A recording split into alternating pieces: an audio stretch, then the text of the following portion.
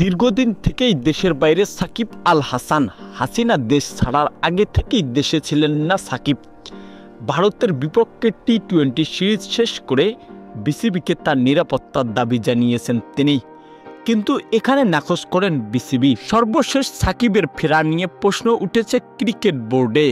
কেউ কেউ ভেবে বসেছিল ওয়েস্ট ইন্ডিজের বিপক্ষে টেস্ট সিরিজে স্কোয়াডের জায়গা হবে তার। কারণটা বলতে গেলে কতটুকু সত্যি, এ সূত্রে প্রকাশিত হয়েছে। বিসিবির সভাপতি ফারুক আহমেদ বলেছে সাকিবের দেশের হয়ে খেলতে পারবে না, বাইরের যে কোনো ফ্রাঞ্চাইজি লিগ মাতাতে সাকিবের অনুমতি পাবে, তবে সাকিবের ক্যারিয়ারের এখানেই সমাপ্তি ঘটবে বলে তিনি ব্যাখ্যা দিয়েছেন। এছাড়া বাংলাদেশ প্রিমিয়ার লিগ বিপিএলে সাকিব আল হাসান ডাক পেয়েছেন চট্টগ্রাম কিংসের হয়ে, এটাতেও থাকছে বিশাল সংখ্যা। তো প্রিয় দর্শক, এ বিষয়টি নিয়ে আপনার কি মন্তব্য জানিয়ে দিবেন ভিডিওর কমেন্ট বক্সে।